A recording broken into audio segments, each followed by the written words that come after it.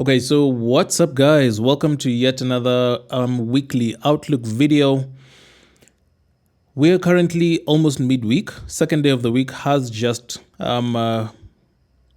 closed. And tomorrow is a big day. We're going to touch on why exactly tomorrow is a big day, and then what to kind of expect for the rest of the week throughout some of our potential favorite pairs, and then see how we can make any strategic decisions that can be in our favor. With that said, we're going to dive right into the charts and kick off this video with Euro USD. So looking at Euro USD, maybe before we get into Euro USD, let's look at the financial markets, right? Let's look at the economic calendar and what that has in store for us. As of Monday and Tuesday, there was really not much going on. If you're an AUD trader, they did have the governor speaking at about 6 a.m. my time, and that kind of moved the market. We'll see that in the charts on exactly what happened there.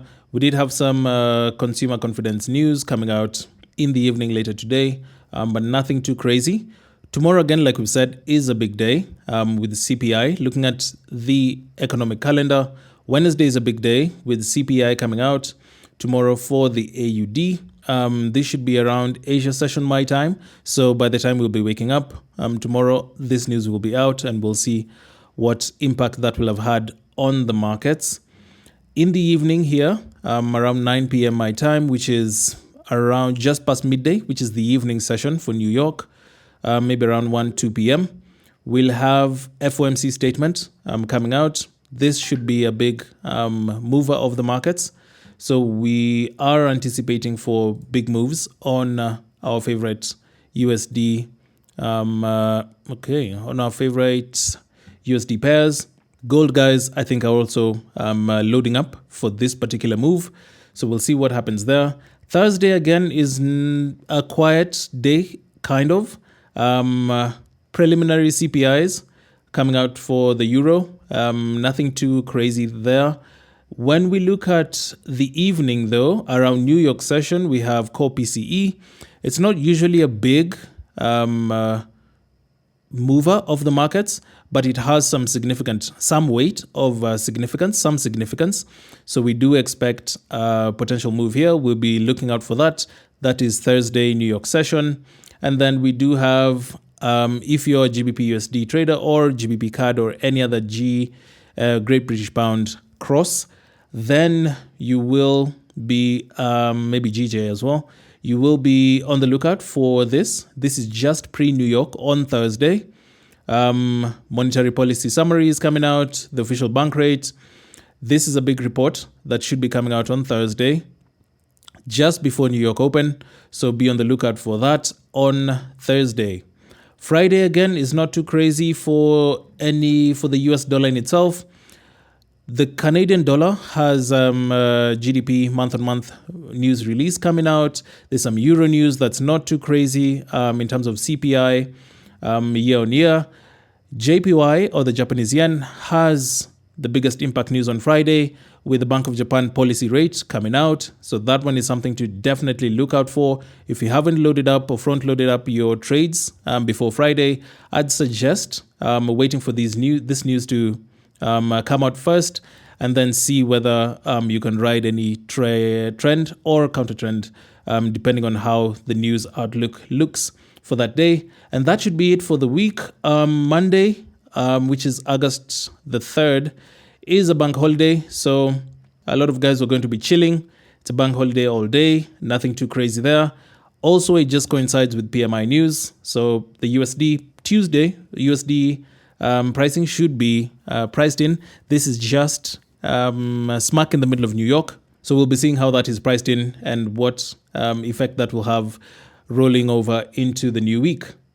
Let's get into the charts and look at what exactly we have here. So this is the euro dollar, and we've been bearish for quite some time. Starting off from last week, we had some nice significant highs. Let me just move this to the side. We had some nice significant highs. Okay.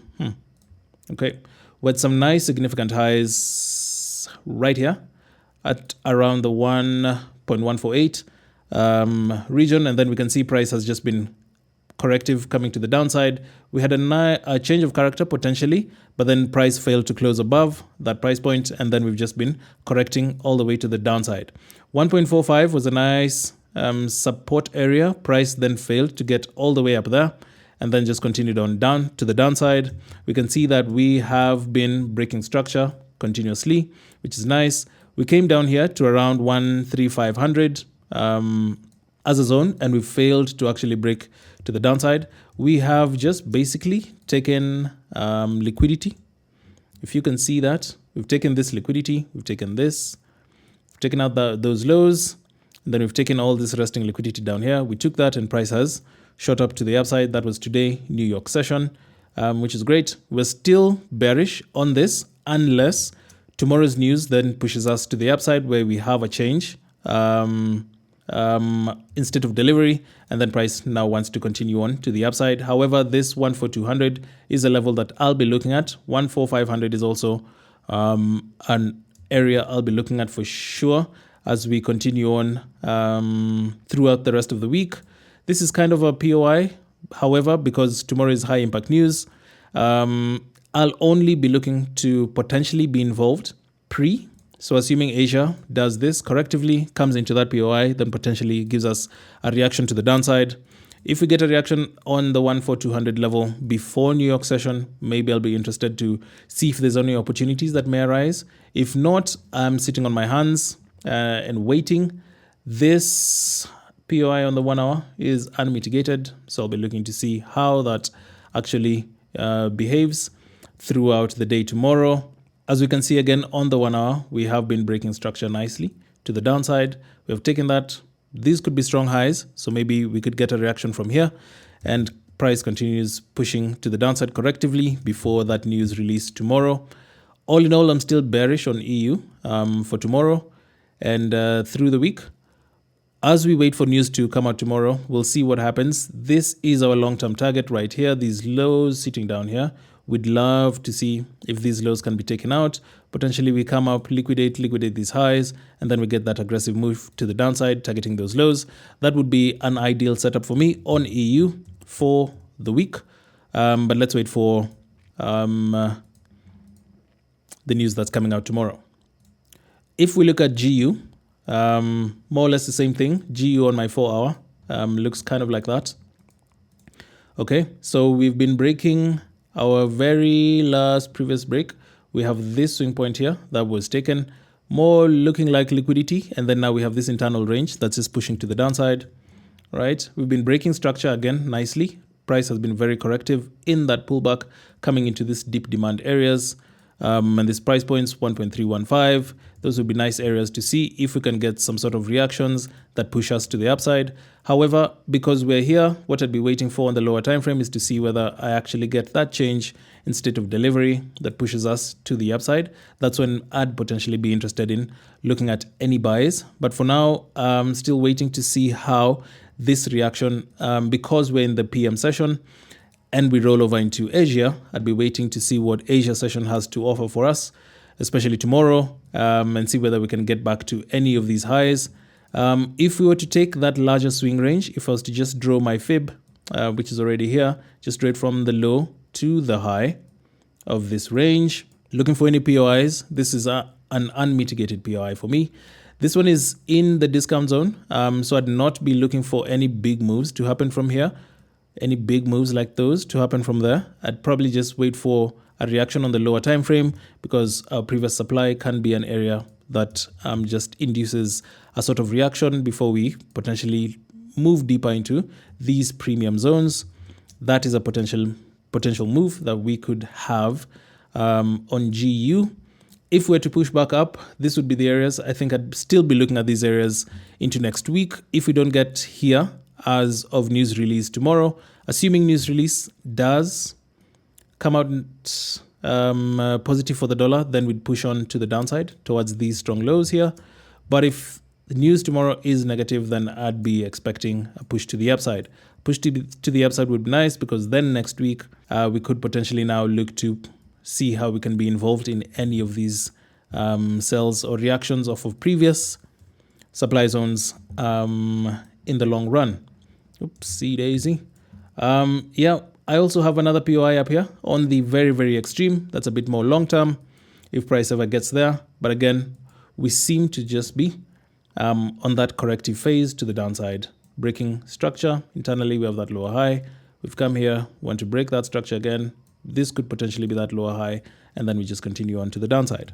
However, the market does what it wants to do. So let's wait and see what that news release has in store for us tomorrow. Just checking to see whether we're still active. We are. Okay, so all right. Yes, here we go. So AUD USD, we had a nice big push to the upside, which is this swing range right here. This one, a nice range right there with such beautiful highs.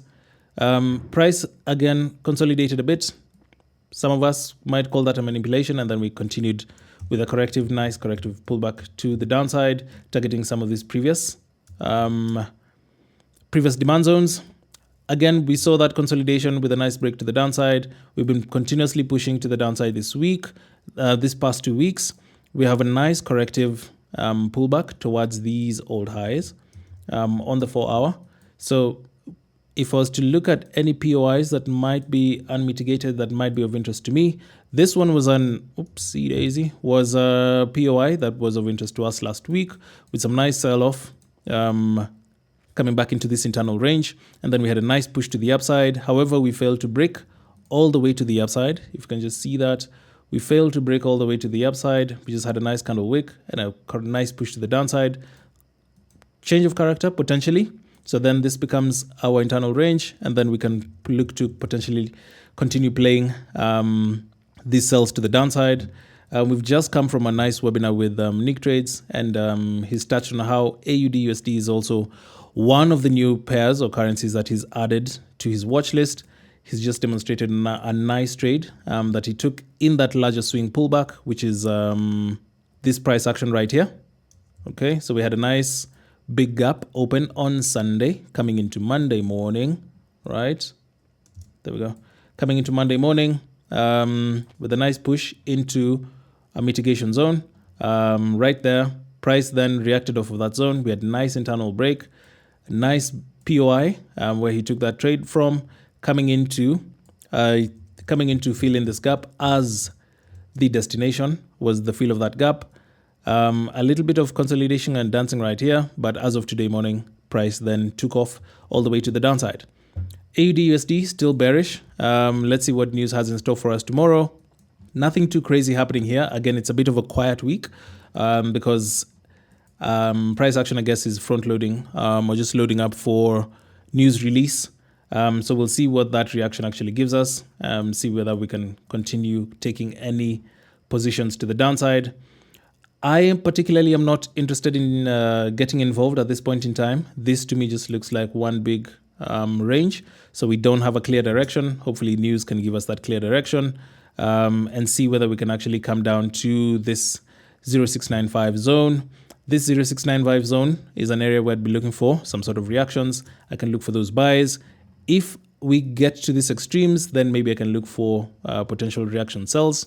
From that extreme, maybe this extreme as well up here could be a nice POI for us to wait for any reactions. As of now, from a swing or intraday perspective, I'm not really looking to get involved until news is out tomorrow. All right, guys, before we get back into the video, now let me tell you this. Not everyone who wants to make money from the financial markets actually wants to become a full-time trader.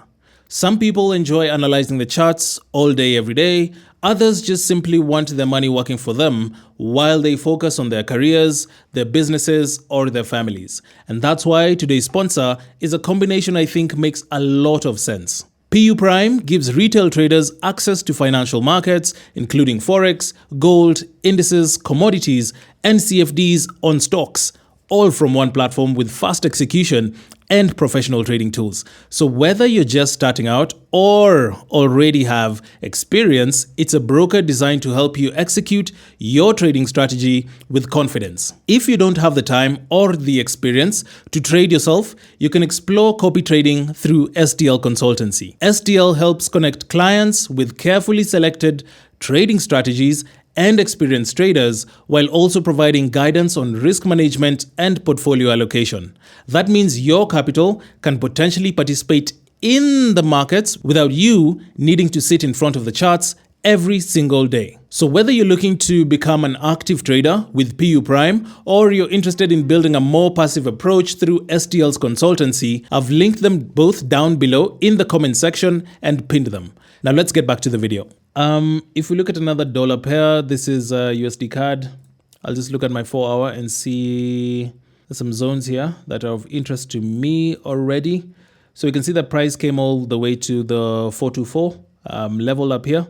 Formed a nice resistance, 1 test, 2 test, 3 test, nice touches over there. If we were to zoom out, potentially reacted off of a zone right there, which is great. So we can see that, here we are. So we can see that we had that nice reaction with a nice pullback to the downside, with a nice corrective pullback to the downside. A little bit of an aggressive sell-off is what we saw on Tuesday morning, which is today morning. Nice aggressive sell-off. Nice corrective pullback right there, and then now we've been rearranging. We are, however, if we're to look at that as a full swing range, I have this 416 600 level as my supply zone that I'm looking at as a nice key POI with unmitigated orders sitting right above there. We have had a slight touch right here. I don't know if you can see that. We have a slight touch of that zone. However, I feel like there's more orders potentially sitting up here. So I'll be waiting for any further reactions to the upside.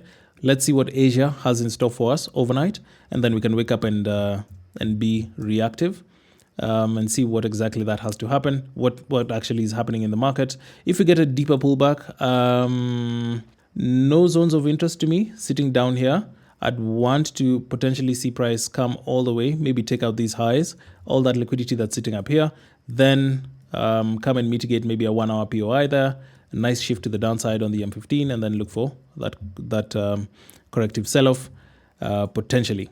As of now, sitting on my hands, waiting for news release tomorrow, nothing too crazy. We can see internal is shifted bullish. So if this internal then can continue with that bullish momentum, maybe after news, maybe just before news, maybe tomorrow New York Open, we could potentially get some sells to the downside. That would be something really ideal for us.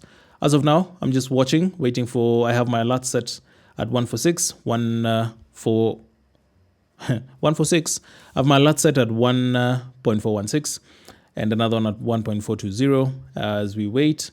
On the 1 hour, again, like we said, waiting for price to potentially get to these levels, 146 levels, and then we can look to get involved, potentially see if we can catch any sells to the downside, targeting these hourly lows. That's my outlook for USD CAD. Very last one, USD CHF. It is on my watch list as well. Let's see what it looks like on the 4 hour. Well, on the 4 hour here, we've had some aggressive pushes to the upside, nice breaks of structure, nice corrective pullback, and an aggressive break of structure as well in the past couple of weeks.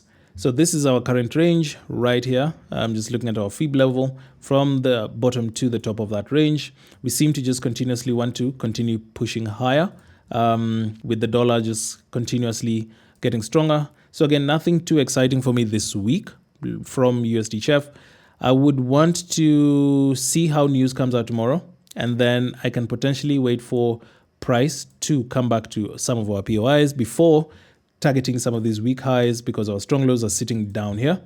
That is, I have that POI on the 4 hour. I also have this POI on the 4 hour at the 810 level. I also have the 804 level down here, which is my extreme. Those are currently the two levels that I'd want to see price react off of. All right. So if I was to take that down, just refine it into a 1 hour again at that 0.81 level. Then I can take another one at the 0.500. Let's have it at 0.0500. There we go. Level right there. And that's currently where I'm sitting. Okay. Boom. So that's what I'm looking at in terms of USD CHF. That's just it. let's see what news has in store for us. I'd love for us to now come back and take out all this liquidity that's sitting down here, then maybe look for that shift. Once that POI mitigation happens, look for the shift and a confirmation, and then look for continuations to the upside potentially. But again, it's all dependent on how the news looks like tomorrow. Yeah. Okay, so dollar yen, we have been bullish for quite some time. We had this crazy sell-off that happened beginning of the month with that news release. There was negative for the dollar, and a lot was happening around this time. Crazy sell-off, but we can see that it's corrected itself. Nice liquidity sweep right there, and that continued push to the upside with that internal break. And then we've just been rallying all the way to that 845 level, that 3.845 level, and that's currently where we're at. What I'm expecting to see here is, as of now, is just that consolidation. Let's see how Asia opens tomorrow. Maybe opens to the downside or to the upside. Then we catch potentially an entry during London. However, we want to see a confirmation that we have a change in state of delivery and price is moving to the downside, which we still have not seen yet. So that consolidation is still having me sitting on my hands before looking to get involved. If I was to be involved sometime next week, again, long term, maybe longer, mid-term, I'd be waiting to see whether price gets back to such levels. This level, however, is above our 50% on that fib mark. So maybe I'd look for it to sort of give a reaction, maybe take out liquidity, sweep it, and then continue on to the upside.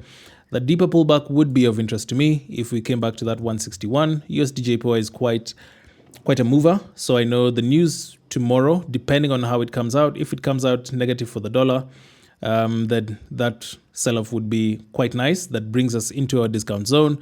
Then we can look for some entries to get involved.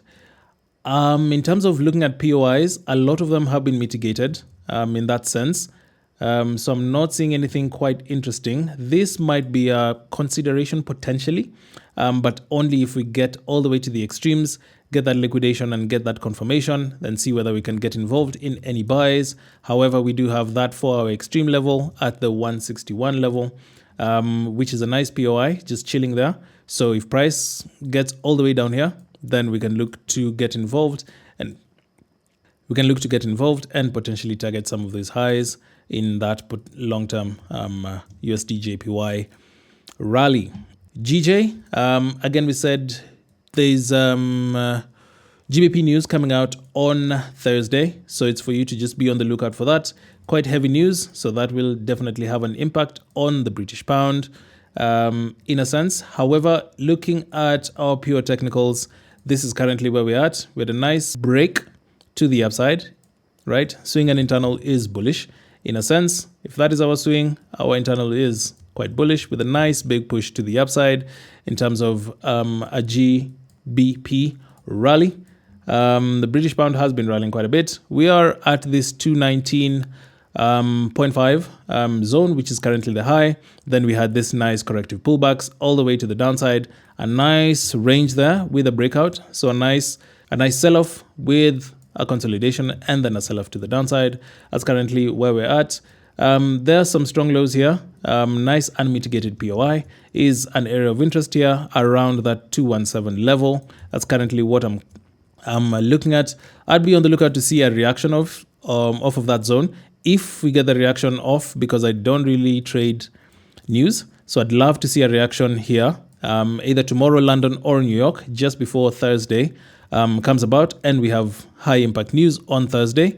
That's currently where I'd want to really be involved when it comes to GJ. We are in discount at the moment.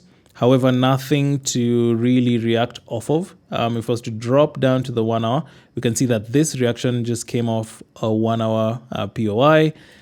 Failed to take out the highs. Sellers are still strong in this market, so we'd want to see them potentially break. Internal structure is to the downside.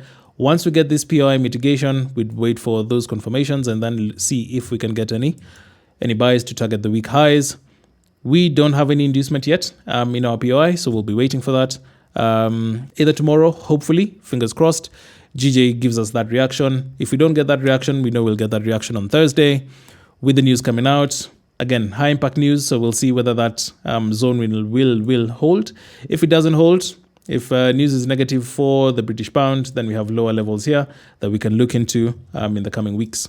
If I was to look at NASDAQ, just looking at NASDAQ as an index, we are bearish. We have been bearish for on the internal for quite some time now, but a nice rally to the upside once that liquidity was taken. We, however, failed to take out those highs. With a failed delivery, of course, we expect to anticipate price to come back down. To mitigate some of these untested areas, we can see a nice reaction off of there. And also see if we can get more fuel and more liquidity to potentially push us to the upside. However, we have been nice and corrective to the downside on the internal push. Internal is still bearish.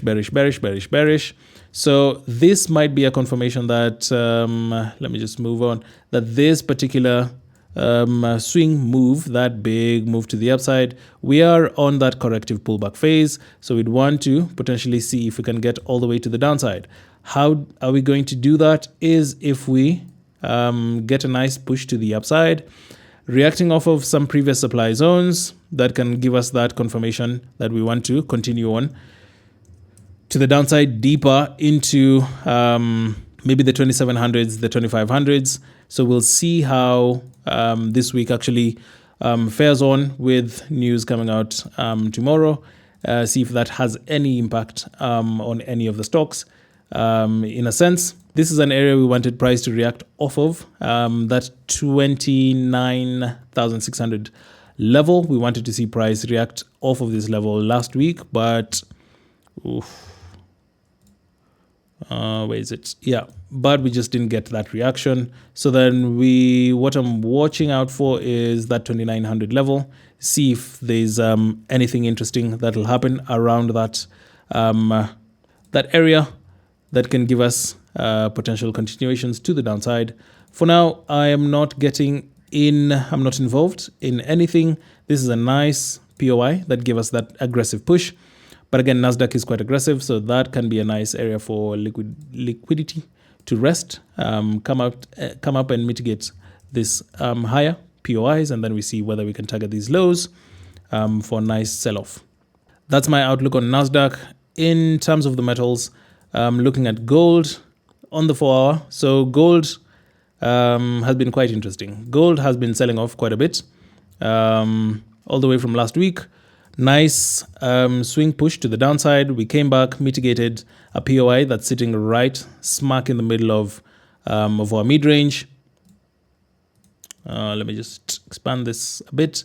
After that reaction, price came down, failed delivery to the downside. We came back, took out more orders, and then we had a nice internal break to the downside. Still failed to take out those extreme lows.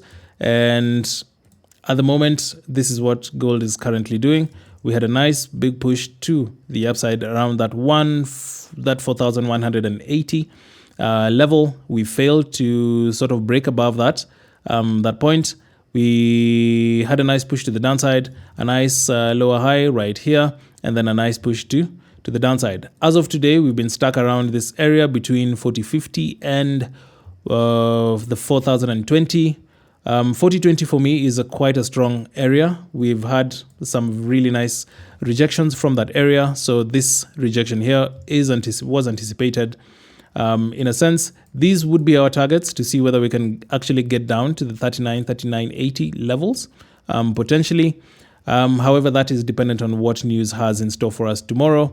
If news is positive for the dollar tomorrow, then we can get that push to the downside. If we break below 4020, then we'd be looking for those sells all the way down.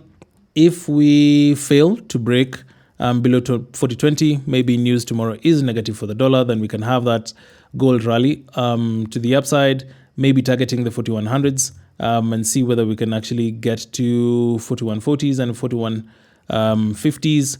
That would be these extreme highs up here. Could be a nice target if news tomorrow comes out positive for negative for the dollar. So let's wait and see what happens tomorrow. Again, we've been stuck here today. It's not been an exciting day for gold today. It's more of just an up and down movement.